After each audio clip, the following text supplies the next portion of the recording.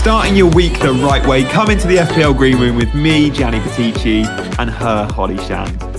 Coming up in today's show, we're going to react to all the action from Game Week 6. And it was a big game week for us because we both played our Wildcard. So we've got my numbers game and Gianni's eye test report, which is really important because, again, I've had such a busy weekend that I haven't watched any football. But that didn't matter because on Saturday afternoon, I was living it up, living my best life. Because who did I wildcard in this week against the content creator template? Cole Palmer. Oh, I'm so happy for you, Holly, because that is an absolutely huge haul. We'll speak more about Chelsea and Cole Palmer later in the show, but fair play for anyone listening that did go there. Guys, a little bit of housekeeping. We are, of course, available on all pod platforms, Apple, Spotify, you name it. Give us a follow, give us a rating, and of course, like and subscribe if you're watching on YouTube. The code to join our mini league, by the way, is 139793. Come check that out. And if you want to message us, fplgreenroom@gmail.com. Holly, I've purposely avoided my game week chat because it was the biggest red I've had in a long time. I'm like 4.5 million now. I sold players on Wildcard. I can't tell you how many players in my actual game week 5 team would have done well in game week 6. Anthony Robinson, he returned well. Salah, he returned well. Jota returned well. Anthony Gordon returned well. Yes, Watkins, my boy, didn't have him on wildcard. Oh, and then Morgan Rogers, who I benched, that was a nightmare. The biggest decision for me going into the deadline on Saturday morning was, do I go Diaz or Watkins? And I went with the sheep. I went with the crowd. I went with Diaz. And Diaz meant no Ollie Watkins, but also meant benching Morgan Rogers. If I'd gone Ollie Watkins, I'd have started Morgan Rogers. That's like a 15-point swing and it's horrible. Oh, that's a nightmare. I mean, for me, again, there's quite a lot of players that I sold on Wildcard that did well this week. We've got, like you mentioned, Robinson, Salah, Jota. But the players that came in did equally as well. I mean, I don't know about you, but my Saturday deadline stream was absolute carnage because I just couldn't decide. I was like flip-flopping between like which like mid-price forward to get, whether to have Trent or not. And I was going around in circles. I kind of got there in the end. It didn't really matter this week. I did look at Watkins though. He was quite close to being in, but he didn't make it in the end. Good, because it would have meant no Palmer probably, because it's a big spend if you go Watkins. Yeah, or but I had no Saka. Yeah, I mean, I had Palmer, obviously, Jackson. I started Rogers and Burmo, who's just, continues to plod on. So It's the Palmer, though, that 25 points. Like massive. Almost halved my rank. So, yeah, I cannot complain. Who was the biggest XG underperformer of the week? Oh, I mean, look, it's the theme continues. I mean, game week 5 saw some good finishing from Nico Jackson, and managers like you and many went, maybe he's turning a corner. He gets all the chances. If his finishing's good, you buy him. But Nico Jackson isn't a good finisher. We know that. History tells us that. He's a very good player, and Chelsea fans like him, but he's not great at finishing. And we will see him as top of this list quite regularly. He clocked, I think, 1.37 XG, biggest underperformer of the week so far, 0 goals. He did get an assist. He missed an open goal, which was kind of cleared off the line, but he should have scored. And there's more big chances there for him as well. The good news is he's playing in a proper, well-functioning attack that produces more shots and more goals than anyone else in the league. So Jackson's a good own. So fair play for going there because he will get you FPL points. Yeah, the thing I'm worried about, though, Maresca did say the other week, didn't he, that Jackson and Nkunku are his number 9s. And Nkunku continues to smash it in the midweek competitions. So I don't think it'll be too long until we see Nkunku as a starter in the league. But for me, Jackson was a 2-weeker. I know I talked up Solanke last week, didn't I? But Jackson was a 2-weeker before moving to Solanke game week 8 when Spurs fixtures improve. So we'll see how that pans out in the coming weeks. More on our kind of moves and decisions for this week later. First of all, though, talking of the FPL Green Room, you've been living it up again on the Sky Sports News Fantasy podcast. Yeah, it's an awesome pod, that. It's a new one from Sky that we've both been on. And Yeah, it's fun, and because it's Sky, they promote it really well. So I'm sure many of our listeners would have already checked it out. But if you haven't, yeah, Sky Sports now has a fantasy committed pod, and they take clips from it. And not only do they run the clips on Sky Sports News occasionally, but they also put it out on their social channels. Now I completely forgot that, and I got a late call up to say, "Can you come on?" Because the guy that was going to be on it, who's actually going to be on it, I think this week, so I won't mention his name. He couldn't do it last minute, so they called me. I was sort of on standby, and there I was sat at my desk with my greasy hair and my stained hoodie from like Gaia's mucky paws, and I just went on and started recording, and I didn't even look at the lens much. I was just sort of, when you're doing podcasts, you look at your screen, you don't really engage much with the lens. And then it finished. I didn't think anything of it, and then about an hour later I saw Sky Sports tweet a video clip of me talking about my team, and I was like, oh my god, it was video. No one mentioned that. I just completely forgot, but it was cool doing it. And yeah, there's a video of me in my scruffy, stained, smelly clothes with my face and hair looking of a similar fashion. It's quite funny though. I'm sure you still looked great. You don't need to worry.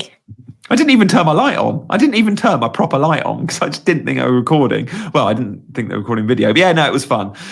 Come on then, Holly. Let's talk FPL. Let's talk about some of the games that have happened this weekend and some numbers and eye test from it. And then I guess later in the show, when we give our thoughts for game week 7, we'll run through top to bottom our teams because many of our listeners won't actually know where we ended up on our wildcards.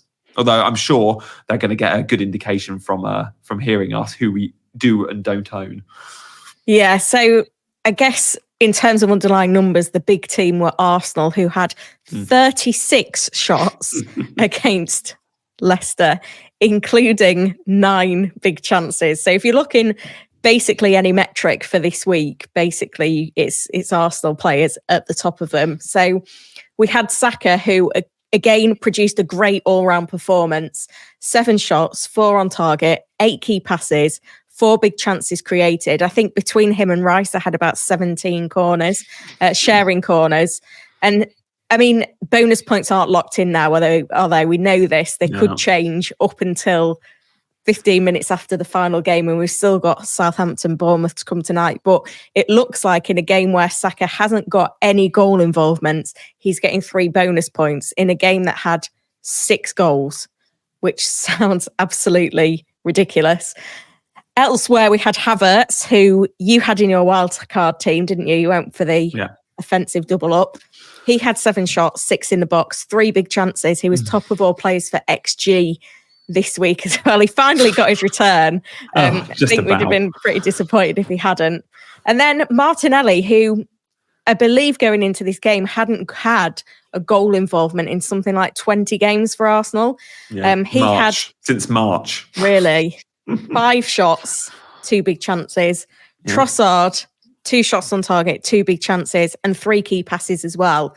So basically, wherever you go in the Arsenal attack, there's goal scorers there. And then we saw the fullback. So White missed out with an injury. So we saw Calafiori and Timber both start. Calafiori had 3 shots on target and 1 big chance. And Timber had 7 key passes and 1 big chance creation. So the fullbacks are in Arsenal looking good, which when you think a lot of managers wildcarded to get David Raya or Gabriel and Saliba, maybe not on the right Arsenal defenders at this point. They're both a set piece threat as well. I was watching the highlights on Match of the Day this morning, and Calafiori, I think those 3 chances, at least 2 of them were from corners, maybe all 3, and they're headers. They're all headed chances. So again, we know what Gabriel does and we know what Saliba can do in the air. But the good thing is for Calafiori is, yes, he might not be quite as good in the air as those 2. He's very good in the air. Is the best defensive players of the opposition team are always drawn towards Gabriel and Saliba. Of course they are. That leaves Calafiori often with a mismatch, and Arteta will love that because he'll often be marked by someone quite a bit shorter and not as good in the air as him, because the best area, the centre-backs are going to be on the big 2. And Timber, again, can be a nuisance in the box. But what we saw from Timber was the open play creativity, got the assist for the first goal, but he's similar position to Ben White. And I wonder if Ben White actually isn't straight in this team. Like we saw at the Etihad, he went with Calafiori and Timber. That's 2 games on the trot. We know Ben White's had an injury problem, but if they keep playing the way they're playing, Timber and Calafiori, it'll be really hard to drop either of them. And I think Arteta will definitely like the extra physicality you get from having, say, Calafiori in the starting 11. It's one extra player to dominate set pieces and to cause a threat in the opposition box. Those Havertz shots, Holly, high for XG, 7 shots, Saka had 7 shots. Well, Cole Palmer had 7 shots. And you look at it and go, Cole Palmer 7 shots and 25 points, and Saka 7 shots and very few. Same with Havertz. So on another day, that double Arsenal attack really comes in big. And I just hope next week they can produce similar, because it's, again, another good home fixture. Yeah, game week 7, Southampton at home. That looks like the key fixture where they're going to explode, because they basically did everything but explode. Just interesting going back to the fullbacks.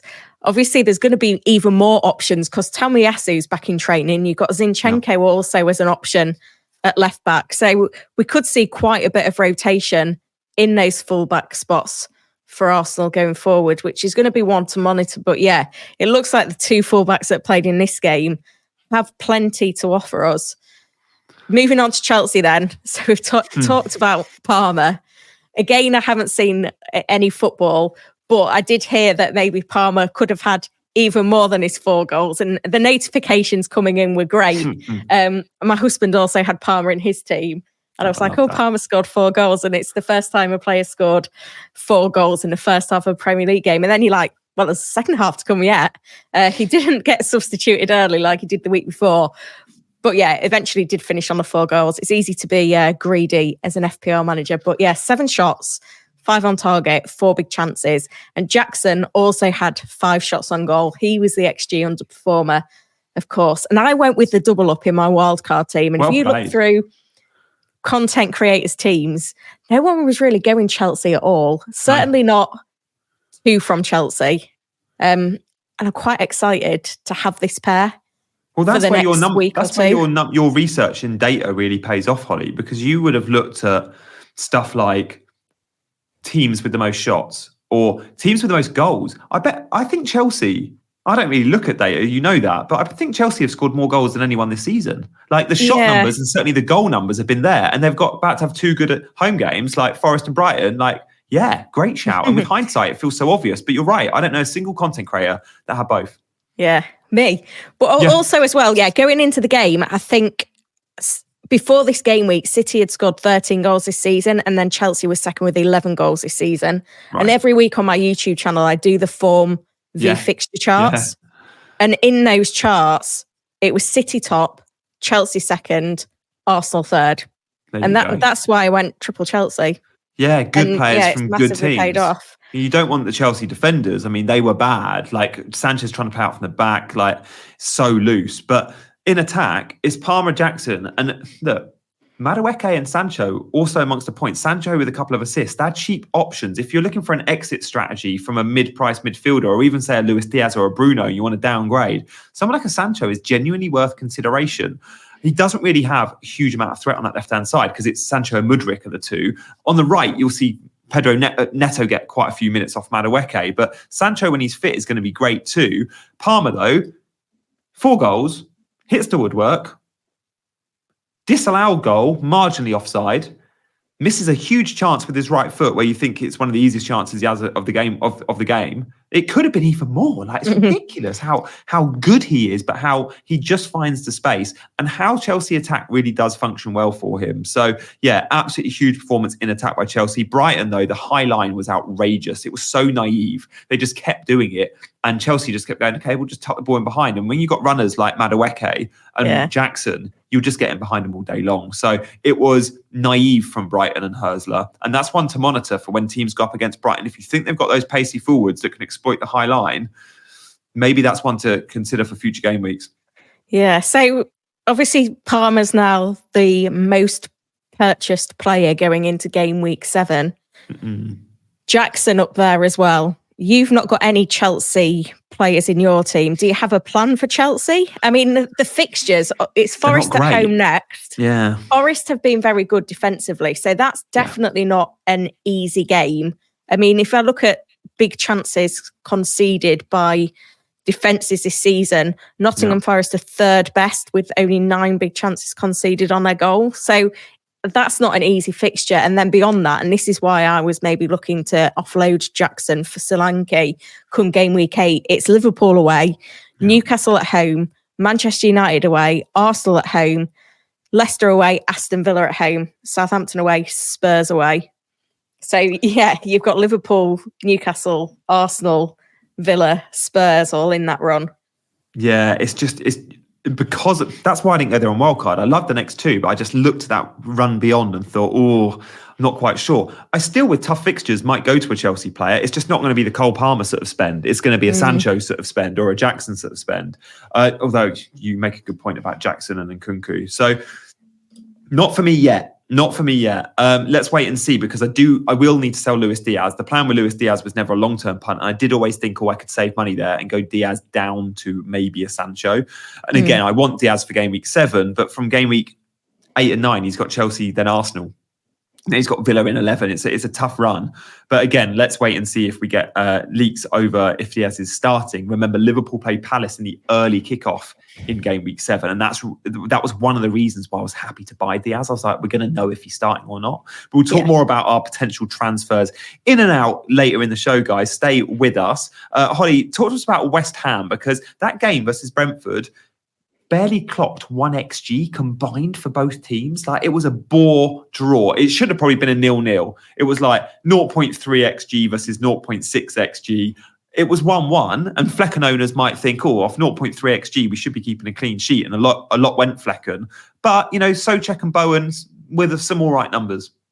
Yeah, I think the thing that caught my eye was that West Ham had 19 shots in that game. Yeah, all low XG shots, but 19 shots, yeah. So they are kind of getting those opportunities. West Ham have got some nice fixtures coming up. So they're a team to kind of keep your eye on, because they've got Ipswich at home next, Spurs away, Manchester United at home, Forest away, Everton at home. So I'd say that's quite a nice run. Yeah. Obviously, the 2 away games, less attractive. Bowen had 1 big chance on goal. He also created 3 chances. Souček obviously back in from the Alvarez suspension, but I feel like he's really justifying an inclusion this season. He had 3 shots and 4 key passes, and he continues to pass the eye test as well, I imagine. Yeah, absolutely. Like, it's the problem for me when I look at teams like West Ham is I just look at the output of the team rather than the individuals before I even look at an individual like Bowen, and I go, the team just doesn't function well enough. Like, you're going away to Brentford and clocking like an XG of 0.34. And you'll hear me talking about XG a lot, guys. I like it. It's just a good measure of how threatening a team can be. And it's just not good enough when you're spending the certain money you perhaps need to get a good West Ham attacker. So until I start seeing goals from that team, it's probably a no-go. You could compare them with maybe an Everton. You look at a Sean Dyche team and go, is the output good enough for the team? But what we're seeing now from Everton is, okay, first couple of game weeks, not many goals. Last couple of game weeks, they're averaging like 2 goals a game, and straight away you go, yeah, now I can buy them. You have to see those signs, and then you can jump on them. And with West Ham, I need to see them scoring 2 goals a game before I commit to one of their attackers. Yeah, I get that. And I think they're just not a team that you really want to jump on board. And I mean, maybe they'll have their time later in the season. West Ham, a team that I like to see doing well. It's nice to have them kind of like those mid-priced assets to consider, aren't they? But yeah, it's not happening at the moment. The other performances that caught my eye, were from Ipswich. Obviously, Delap, he had 3 shots on target. Obviously got a brace, 2 key passes as well. And then the defender, Davis, he had 7 key passes, 3 big chance creations. And he looks like a bit of a gem in terms of his attacking output at the moment. Honestly, I've watched the highlights and I've looked at the average position map, and Leif Davis he's as advanced as Ipswich's number 10, Amari Hutchinson, but they're like the same point on opposite sides. Leif Davis is so high and so central, actually. He's like a number 10. Like, he is Ipswich's main creative source. He's just somehow getting really unlucky and not getting the assists. Like, we see the numbers there and you go, good. And you look at the stats and go, oh, Delap got 2 goals and neither were assisted by Leif Davis. And it's a pattern this season. Last season, we all know the numbers, 18 assists in the Championship or whatever it was. It's been regurgitated to death. those numbers are going to come to fruition at some point, and this creativity will. Leif Davis is a really good option, and actually Ipswich showed us today they're no mugs at home, and they're going to win games and they're going to keep clean sheets. Like Villa only clocked 1 XG.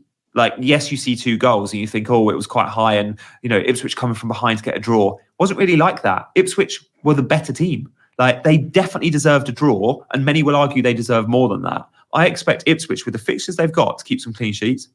Yeah, those fixtures then, it's West Ham away, Everton at home, Brentford away, Leicester at home, Spurs away, and then Manchester United at home. Those 3 home games, Everton, Leicester, and it pains me to say it, Manchester United, look like a great run.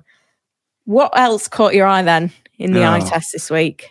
Man City really struggled. Like, we all captain Haaland, but it wasn't a great performance. And Newcastle, again, clocked higher XG. Like, they were the more threatening team. City didn't clock a single chance higher than 0.15. Guys, if you don't like all the mentions of XG, tell me in the comments.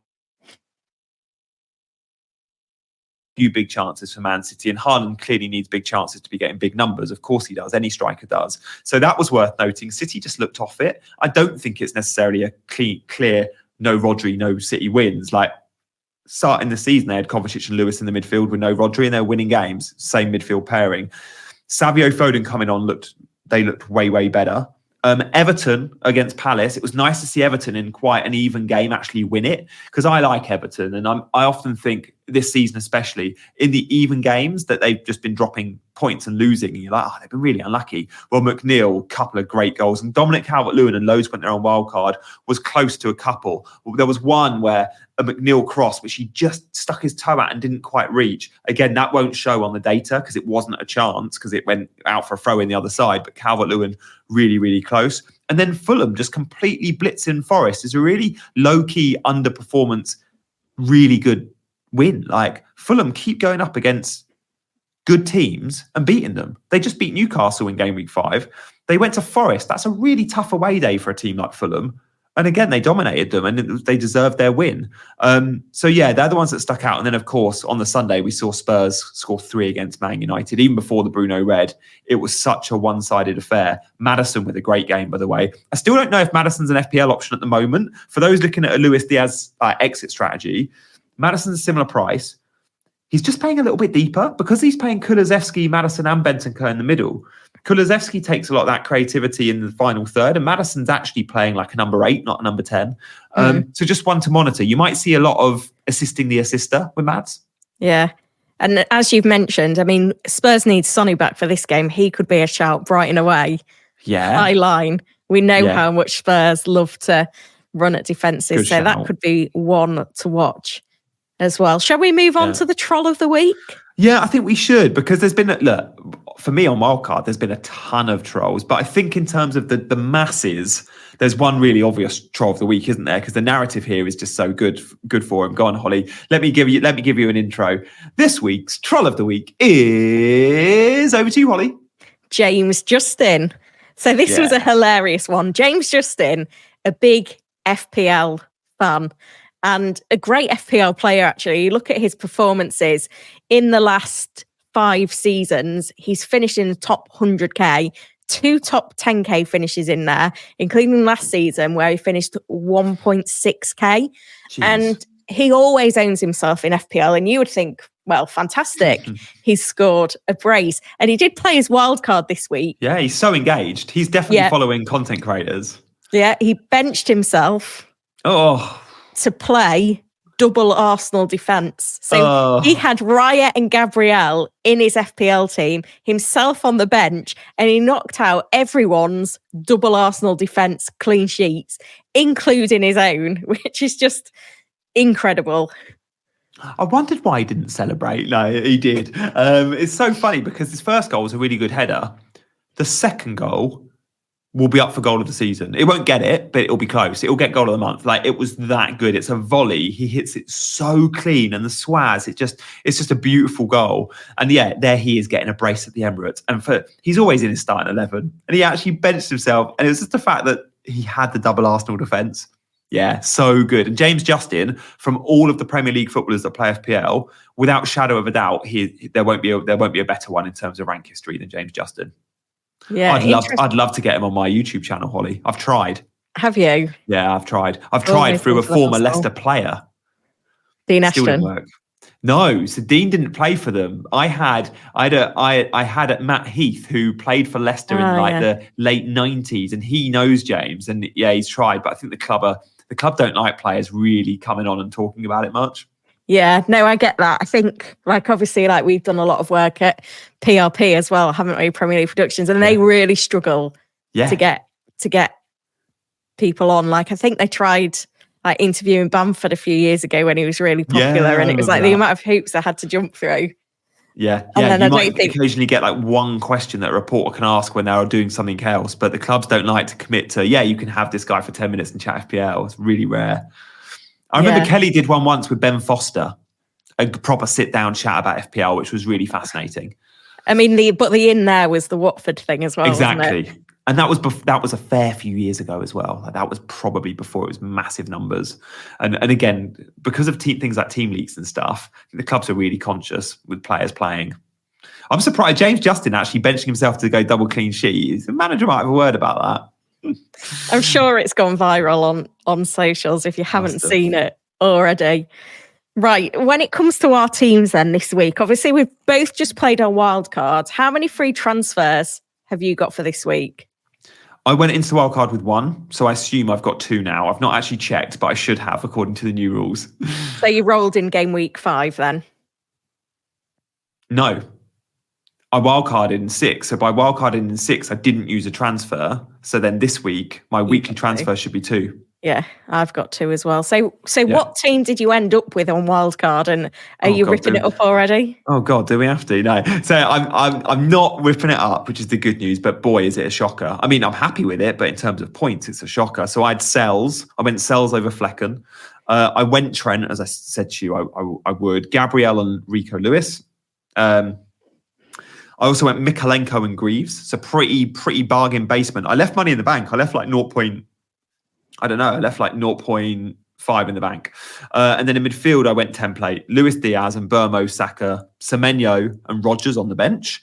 And then up front, I went Havertz for the double Arsenal attack. I was really happy the Raya injury news because I was just like, I don't care if he starts or not. This has given me the out that I really wanted, which was Havertz.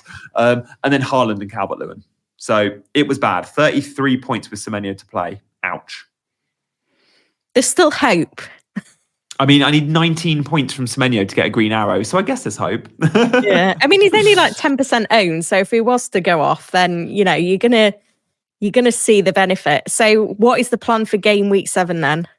My plan is to roll again, or if we hear Luis Diaz isn't starting, I will be selling him because at the moment, like I could just bench him and play Morgan Rodgers at home to Man United, and that's an option. But I could also sell and go for someone a bit fun. When I say fun, I don't know, a Chelsea midfielder or a midfielder that we do know is starting. For example, I don't know, whoever, Jota. So that's my options. Go for a high upside pick. If we heard Savio was starting for Man City versus Fulham at home, something like that. It could be a bit of a wild card loose pick. But likewise, I think Luis Diaz will start. And I look at my 11. And I'm actually pretty happy with it. Like, as things stand, I've got Semenyo and Rodgers as my 7th and 8th attacker, or Calvert-Lewin. Semenyo goes to Leicester. Calvert-Lewin has Newcastle at home. Rodgers, Man United at home. So I guess a benching dilemma is my biggest issue because, of course, you're starting all your others like Burmo, Saka, Haaland, Havertz. I've also got Mikalenko on the bench versus Newcastle at home, which is a good option should Rico Lewis not start. Yeah, it sounds like you're in a good position. And I'm just first time I've looked at my team for game week 7, and I've got 10 of the 11 with home games, which tasty. Feels good. So I went double Arsenal defence with Raya and Gabriel. I also went with Colwill and Lewis. And then my midfield, Saka, Palmer, Rodgers and Burmo. So Rodgers is my 4th midfielder. And then I've got Jackson, Haaland and Chris Wood, who I'm not quite so hot on now. And then I've got Konza first sub. I also went with Dibbling. I don't really know why. I very nearly did too. If I'd gone with the Watkins draft, it would have been Dibbling. And then you don't have the benching headaches. Yeah. I mean, he might come good. You never know. And I've got Greaves as well. But yeah, I feel like you always like to roll coming off the wild card. What about captaincy? Because obviously Haaland against Fulham at home feels like a bit of a no-brainer, but Saka at home to Southampton. I mean, producer Mark's going to hate us, but seeing those Arsenal numbers at home to Leicester, they could do very, very similar versus Southampton. Leicester and Southampton, probably similar. I'd argue Southampton are slightly weaker defensively. Let's see how they get on a Monday night. So you go, oh, can Arsenal completely blow them away? Well, yeah, of course they can. But usually we look at Man City and we say, if they're playing a middling opponent at home, without shadow of a doubt, you captain Haaland. It is worth noting the fixtures. Arsenal do have a home fixture against PSG on the Tuesday night. So that's quite nice. You look at it and go, straight away, no travel. So they've played on Saturday. They then play Tuesday, and then they play on Saturday against Southampton. Man City, on the other hand, they go to Slovan Bratislava. So they're on a plane for a few hours. Again, it's on the Tuesday night, but it is an away trip. And you think about, their away trip, it's effectively one fewer day's prep because you've got to travel. It's effectively a travel day. Like they don't take a whole day to travel. They travel for the night, but it's disruptive. And you want that home fixture going into it. So I do prefer the Arsenal fixture. I do kind of like Havertz as a proper differential. I don't know if this is me chasing now because I've had a really bad red. But genuinely, I'm tempted to captain Havertz. But then what if he plays Jesus? Number 9. No, Havertz was really good. He was really good. Yeah, I'm fine there. And Havertz, because of Odegaard not playing, like Trossard and Havertz played up front together. So if Jesus did come in, I think Trossard. But yeah, I like Kai, I think he's been a 90-minute man. You saw his XG numbers, like more than anyone this game week. I think if I go Arsenal, I'll go Havertz. But it'll be Havertz or Haaland. I mean, I've got Palmer as well, who's got Forest at home. Although teams are good defensively, aren't they? Yeah, it feels like another week where you need to assess kind of the narratives from midweek, the early substitutions, the rests, the lack of rests, the minutes, before you make up your mind. I do remember, though, last season, quite early in the season, I really wanted to go triple captain Haaland against Fulham at home. And I think it was game week 4, they played Fulham at home. And Haaland got a hat-trick and an assist in a 5-1 win for a 20-pointer. The season before, when Fulham visited the Etihad, Haaland, of course, scored as well. So he's got 5 goals and 1 assist in 4 appearances against Fulham. But he did blank in the 4-0 win away at Fulham at the end of last season. Yeah, okay. Interesting. So you're pretty set on Haaland then? Yeah, I think so. Yeah, we were so set on Haaland versus Newcastle, but that was a tough away trip. City at home are a different beast. But Fulham have been really good recently. But yeah, let's see. I'll be speaking to my Fulham fan on Chasing Green Arrows this week to see what Dean thinks, because he's a season ticket holder at Fulham until he moved to San Diego a few months ago, and he usually gives an honest appraisal. But yeah, I think I'll likely, it's too early in the season maybe to back against Haaland. That could completely ruin me, bury me. I guess you're a little bit on tilt now from having a bad start to the season and a not very successful early wildcard, at least in the first week.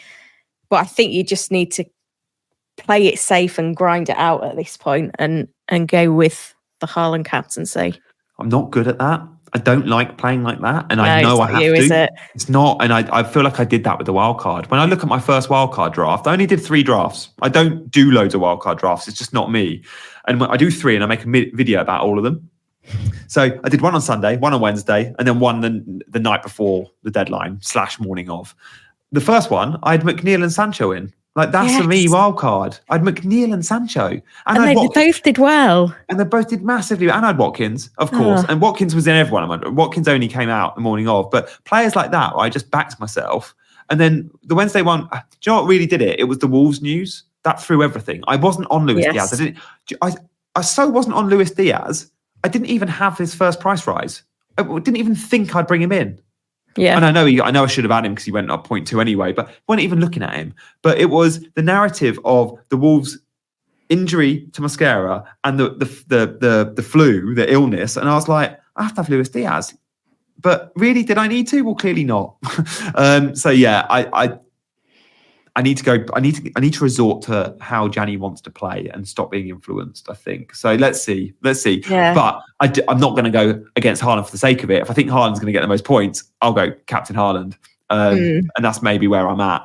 So I think, like, for you, this is a season where you're doing a lot more content maybe than you even was last season. Yeah. And when you really up the content, it is really hard to block out that exterior noise and keep playing your own game. I really struggled this week. Like, I didn't have Diaz in any drafts. And I nearly went Trent just because I felt like I needed a Liverpool player from the Wolves thing. And the fact that most people had 2 Liverpool players on Wildcard.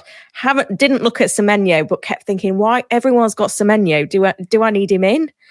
And likewise, going Palmer Jackson. I also was looking at Welbeck and ignoring Calvert-Lewin. It's really difficult when I think it's more to do with your audience, because obviously we always engage in the comments from our audiences on YouTube in particular, and they're watching lots of videos with lots of different content creators kind of picking the same players, and even they're being like, well, why aren't you going with this player, why aren't you going with that player? And it really does cast doubts in your mind. But I have found that since kind of stepping up and doing more content, I found it more difficult to, fully back my decisions from, my initial look at the start of the week. Yeah. Yeah, no, I know I've been influenced this week. Someone tweeted me earlier being like, what's happened to your team? Like, that's not a Gianni wildcard. And I retweeted it because I was like, that's a really fair point. And it wasn't. Anyway, this is like an FPL therapy. It's lovely to chat, Holly, on Sunday night. It's good to talk about our problems. So look, guys, if you're enjoying the show, if you're listening on YouTube, you can like and subscribe, of course. But if you're on any podcast platform and you enjoy this sort of stuff, then make sure you are following us and rating us. That would be awesome. But Holly, we do a cool little feature to end the show every week, don't we? Tell us about that. Yeah, so it's our parenting moment of the week. Now, it's great timing for you because I believe there was no deadline stream on Saturday because your other half was away and you were on parenting duties. So hopefully it's been quite easy to come up with your parenting moment of the week. Is it a fun one or is it a nightmare one?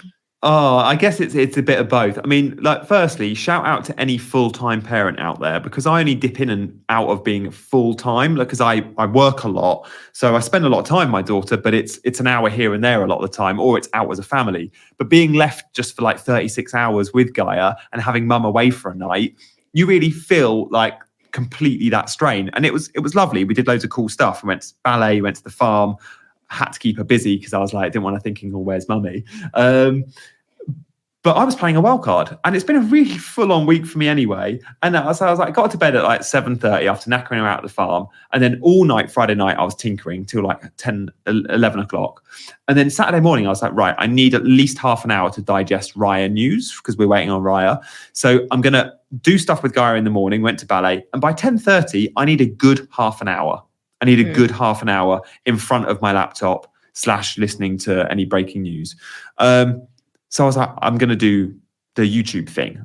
I don't like to do a ton of screen time, but every day we give her like half an hour. This is going to be a half an hour. So we put Miss Rachel on. TV doesn't work. I'm like, why won't the TV turn on?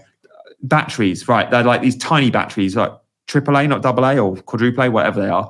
I'm not the person in the house that knows where the batteries are. I looked, I couldn't find any. I couldn't find any other remotes in the house to change them. I need my laptop. I can't give Guy my laptop and I can't give her my phone because if I give her my phone, then she'll just be pressing buttons. So I was like, oh my God, what am I going to do? So my parenting hack is always have an old laptop on standby for the screen for your child. So I found this old laptop, got it on charge. And by this point, it's like 10:40 and I'm panicking.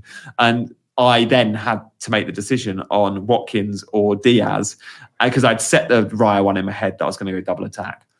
But honestly, an absolute nightmare. So I guess it's a parenting hack. Always have that screen available. If I'd had a screen available 20 minutes earlier and not been looking around the house for batteries, just maybe my wild card would have been stronger and I would have gone Ollie Watkins. Who knows?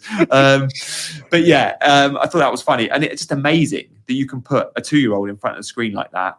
I could have had 2 hours if I wanted. She is completely hooked. It's like crack cocaine for kids, Miss Rachel. She's done well. She's a successful YouTuber now. Have you seen Miss Rachel? You must have seen. I haven't seen Miss Rachel. Mine oh my God. Check it out. Obsessed with Gabby's dollhouse at the moment, but mine are at the stage where they both have their own iPad. Yeah. Although it's all kicked off this week because Bobby, it's like a Sunday morning, often like if she's up at 6 and we want to lie until 7, we'll be like, just go on your iPad. Yeah. And she put her headphones in and then pulled the headphones out, but then just the very end of the headphone jack got stuck in the port. So then it's like she can't use the headphones, she can't use the speakers. So then she nicked my like iPhone Lightning port headphones. Yeah. So, and then they keep falling out her ears. So it's just been carnage, really. But she's got some new headphones now. The iPad's not working, but I'm not buying her a new one because I don't want her to think, oh, well, if something breaks, I'm just going to get a replacement. So we'll struggle with it for a bit, but you have to wait till technology.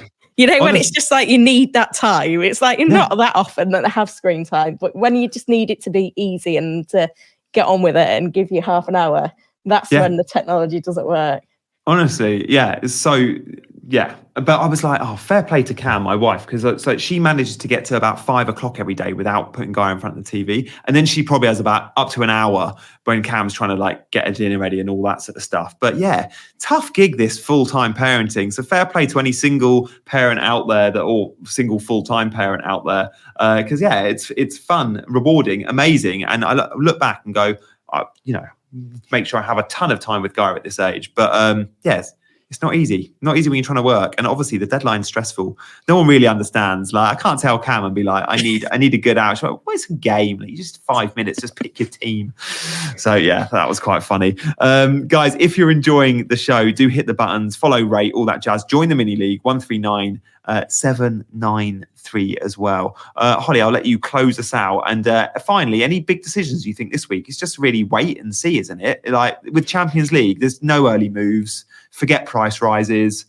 Yeah, just cross your fingers and hope for the best. I think I managed to gain about 1 million in team value in the last week. So, wow. Now it's time to sit back and hope for the best. But yeah, join us again next Monday morning to find out whether we've got a green or a red arrow. I know you certainly need a green one, Gianni. I think it'd be hard for me to get another red at my rank. I surely have to get a green. Like, I'm playing against dead teams now. Guys, we'll see you next time.